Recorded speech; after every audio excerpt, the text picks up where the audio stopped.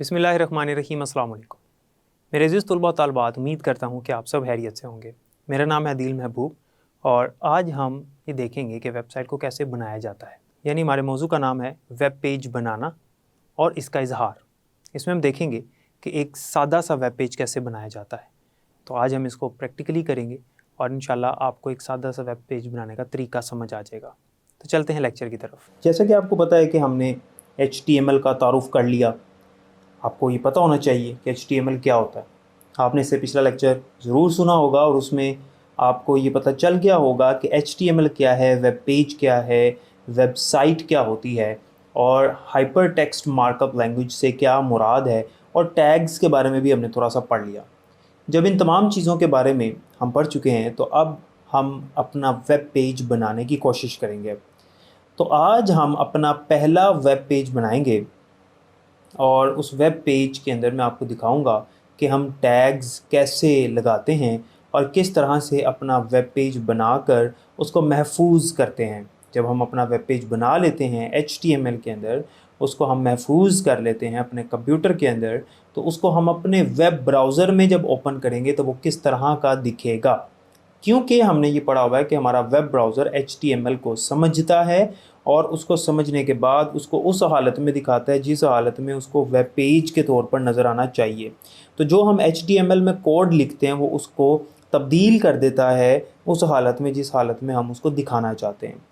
तो आपने अपना पहला वेब पेज कैसे बनाना है, अब हम उसको शुरू करते हैं। आपने इसको ध्यान से समझना है और आपने ख़ुद भी इसको अपने कंप्यूटर में बनाने की कोशिश करनी है।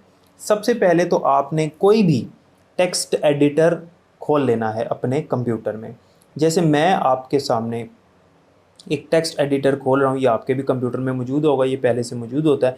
इसका नाम है नोटपैड। मैंने नोटपैड लिखा और यहाँ पर ये नोटपैड आ गया। आपने सबसे पहले इस नोटपैड को खोल लेना है। जैसे ही नोटपैड खुल गया, मैं इसको फुल स्क्रीन कर रहा हूँ ताकि ये आपको नज़र आ सके सही तरह से। अब यहाँ पर आपने अपना HTML का कोड लिखना है और इसको फिर आपने महफूज करना है इस फ़ाइल को। तो किस तरह से लिखना है और क्या लिखना है उसको अब आपने देखना है और समझना है। सबसे पहले तो आपके पास एक टैग होता है HTML का, HTML। आपने टैग कैसे लगाना होता है, आपने ये वाला साइन लगाना है जो कि लेस देन का साइन जो होता है, और फिर आपने इसके अंदर अपने टैग का नाम लिखना होता है। तो टैग जो आपने सबसे पहला टैग लगाना होता है HTML के वेब पेज में वो होता है HTML। तो आपने लिखना है HTML। ये लिखने के बाद आपने इसको इस तरह से ये वाली अलामत लगा देनी है। मैं इसको थोड़ा सा बड़ा कर देता हूँ ताकि ये आपको आसानी से नज़र आ जाए। इसको यहाँ से हम जूम करते हैं कि मैंने इसको ज़रा बड़ा कर दिया। इसके लिए मैंने कंट्रोल और प्लस का बटन जो है वो दबाया इकट्ठे। तो ये एक शॉर्टकट है और इससे आप अपना जो भी यहाँ पर टेक्स्ट लिख रहे हैं टेक्स्ट एडिटर के अंदर वो बड़ा हो जाता है साइज़ में। अब आपने क्या किया, एंटर का बटन दबाया। मैंने यहाँ पर एंटर का बटन दबाया और मेरा जो कर्सर है वो अगली लाइन में आ गया। अब यहाँ पर आपने एक और टैग लगाना होता है और वो होता है बॉडी टैग। और याद रखिएगा HTML में जितने भी टैग होते हैं वो इन दो निशानात के अंदर ही टैग लिखा जाता है, आपने याद रखना है। तो यहाँ पर मैंने लिखा बॉडी BODY।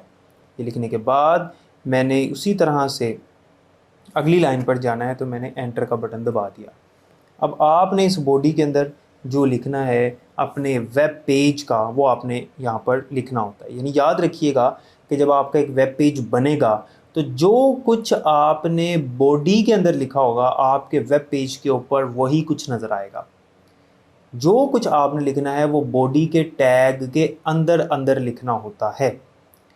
तो यहाँ पर बॉडी में मैं हेडिंग भी ऐड कर सकता हूँ, मैं पैराग्राफ भी लिख सकता हूँ। बॉडी के अंदर ही सारे काम आपने करने होते हैं। तो बॉडी खुद किसके अंदर होती है, HTML के टैग के अंदर। तो बॉडी में मैंने यहाँ पर हेडिंग देनी है। तो हेडिंग के लिए मैंने एक H1 का टैग लगाया। हेडिंग 6 तरह की होती हैं, H1 से लेकर H6 तक, यानी 6 हेडिंग्स होती हैं, H1, H2, 3, 4, 5, 6। तो मैं एक ही हेडिंग लगाना चाह रहा हूँ तो इसलिए मैं H1 लिख रहा हूँ। यहाँ पर मैंने लिखा H1 और इसी तरह से ये वाला निशान यानी ये अलामत लगा दी। अब आपने जो भी हेडिंग देनी है, अपना मतन आपने इसके अंदर लिखना है, जो भी इबारत है आपके वेब पेज की वो आपने इसके अंदर लिखनी है। तो मैं यहाँ पर लिख रहा हूँ this is my first heading, मतलब एक मिसाल के तौर पर मैंने ये लिख लिया। और याद रखिएगा, मैंने आपको इससे पिछले लेक्चर में भी बताया था कि जब आपने टैग को ख़त्म करना होता है, उसका अख्ताम करना होता है, यानी जो क्लोजिंग टैग होता है, उसके लिए आपने क्या करना होता है। उसके लिए आपने एक स्लैश का निशान लगाना होता है, और वो जो स्लैश का निशान है, वो स्लैश का जो निशान है वो आपने लेस देन के निशान के बाद लगाना होता है, यानी ये वाला निशान आपने लगा देना है यहाँ पर। ये लगाने के बाद आपने H1 ही लिखना है, और उसी तरह से ये अलामत यानी ये निशान लगा देना है ग्रेटर दैन का। इस तरह से आपकी जो हेडिंग है वो ये होगी, this is my first heading. फिर मैंने एंटर का बटन दबाया और मैं अगली लाइन पर चला गया। यहाँ पे मैंने एक और टैग लगाया, और ये मैंने यहाँ पर लिखना था कोई पैराग्राफ। तो मैंने यहाँ पर पैराग्राफ के लिए P का टैग लगाना होता है। तो मैंने यहाँ पर पैराग्राफ के लिए P का टैग लगाया, और मैंने यहाँ पर लिखा this is my first paragraph.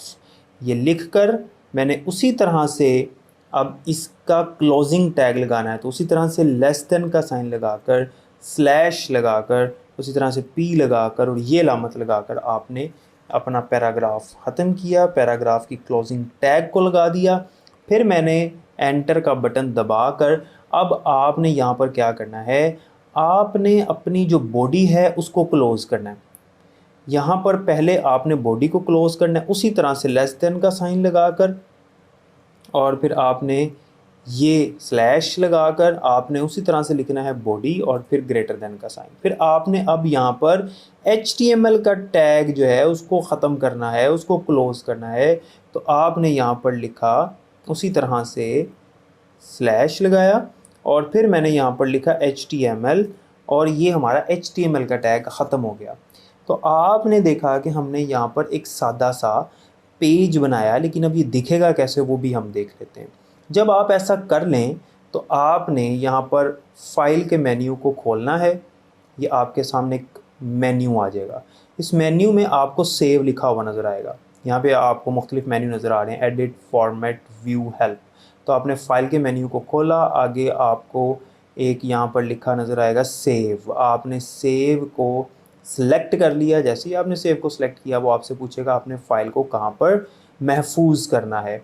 तो मैं इसको डॉक्यूमेंट्स में महफूज कर रहा हूँ। यहाँ पे आप देख सकते हैं दिस पीसी के अंदर डॉक्यूमेंट्स का फ़ोल्डर है, यहाँ पर मैंने इसको महफूज करना है। तो आप जहाँ मर्ज़ी चाहें इसको महफूज कर सकते हैं।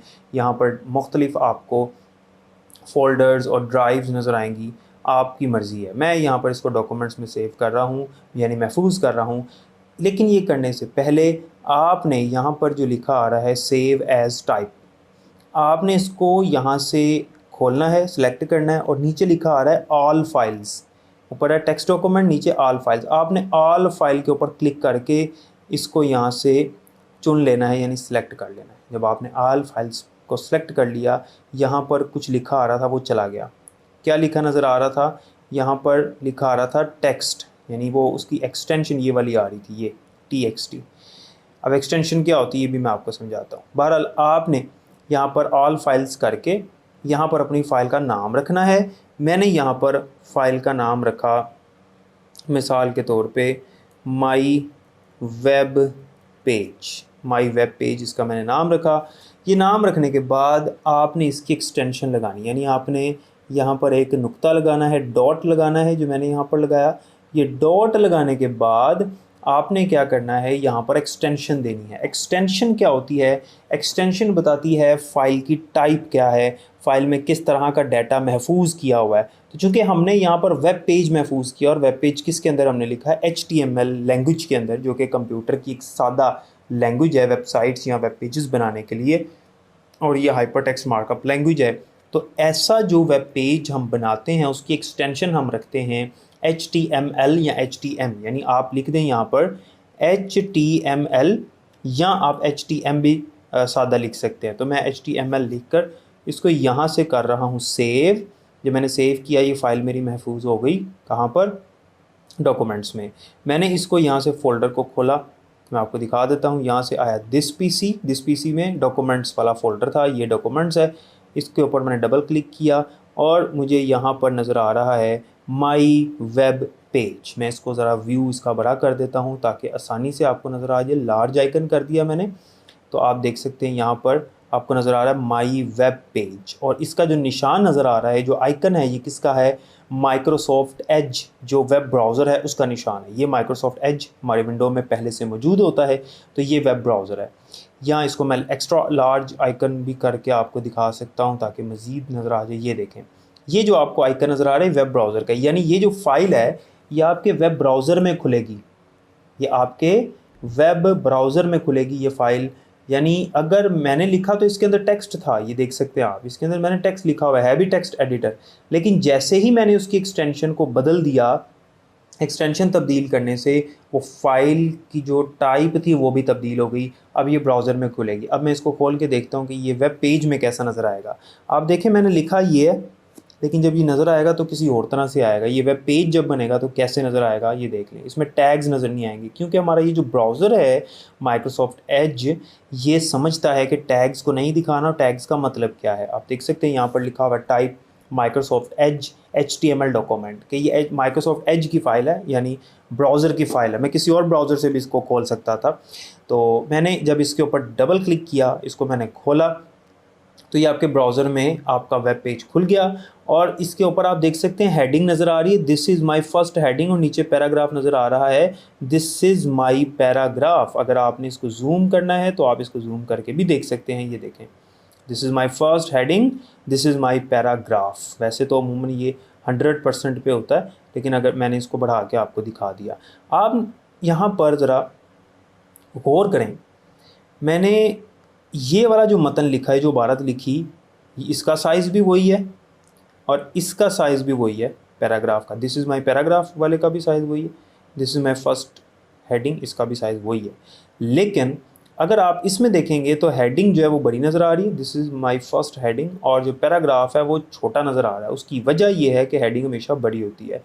हमारे इस ब्राउज़र को पता है, ये जो हमारा ब्राउज़र है इसको पता है कि जो H1 का टैग है ये हेडिंग के लिए है, तो उसको पता है जो H1 के अंदर लिखा है उसको थोड़ा बड़ा दिखाना और जो पैराग्राफ में उसको थोड़ा छोटा दिखाना है, क्योंकि अमूमन ऐसा होता है कि हेडिंग जो है वो बड़ी होती है। तो आपने देखा कि ये जो HTML बॉडी, H1P और इनके जो क्लोजिंग टैग्स हैं ये हमें नज़र नहीं आ रहे इसके अंदर, और हमें इस तरह से यहाँ पे नज़र आ रहा है। अब ये तो एक सादा सा वेब पेज, आप सोच रहे होंगे कि ये कैसा वेब पेज है, ये सिर्फ आपको समझाने के लिए था। वैसे अगर इसके अंदर हम कलर ऐड करना चाहें, यानी रंग आप इसके अंदर शामिल करना चाहें, इसके बैकग्राउंड पे जो रंग है वो करना चाहें, आप इसको यहाँ दरमियान में लेकर आना चाहें, इसको दरमियान में लेकर आना चाहें, इसका साइज़ मज़ीद बड़ा करना चाहें पैराग्राफ का, इनका जो स्टाइल है वो तब्दील करना चाहें, तो ये सारे काम आप कर सकते हैं। लेकिन अभी सिर्फ आपको ये बताना मकसूद था कि हम अपना वेब पेज बनाते कैसे हैं, उसको महफूज कैसे करते हैं। और आप देख सकते हैं कि यहाँ पर ये जो हमें टैब नज़र आ रहा है इसमें लिखा हुआ है माई वेब पेज .html, ये हमारी उस फाइल का नाम नज़र आ रहा है जो फ़ाइल हमने अपने कंप्यूटर में डॉक्यूमेंट्स वाले फ़ोल्डर में महफूज की है। तो इसी तरह से अगर मैं अपना मतन तब्दील करता हूँ, मैंने फिर नोटपैड को खोला और यहाँ पर मैं इसका अपना जो मतन है वो तब्दील कर लेता हूँ, और फिर देखिएगा तब्दील करके हम वेब पेज दोबारा देखेंगे तो वो किस तरह से नज़र आएगा। अब मैं हेडिंग के अंदर लिख रहा हूँ माई नेम इज़ अदील महबूब, और अब मैं पैराग्राफ के अंदर लिख रहा हूँ computer teacher channel belongs to me. ये लिखने के बाद जब मैंने दोबारा से इसको खोला अपने ब्राउज़र को और यहाँ पर आया तो वही नज़र आ रहा है। क्यों? क्योंकि ये जो वेब पेज है ये एक दफ़ा लोड हो चुका है, हालांकि मैंने इस फाइल में यहाँ पर तब्दीली कर दी है।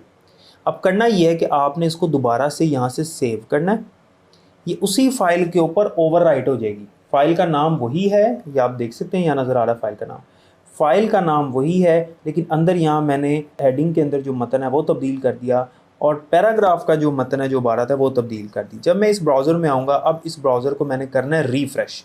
ये पेज दोबारा से लोड होगा, यहाँ से हम इसे रीलोड करेंगे, जिसे रिफ़्रेश करना भी कहते हैं। और इसको रीलोड भी कर सकते हैं या इसे रिफ़्रेश भी कह सकते हैं। आप इसे जब रिफ़्रेश करेंगे वो दोबारा से इसी फाइल को देखेगा और इसमें जो कुछ लिखा हुआ है वो दिखाएगा।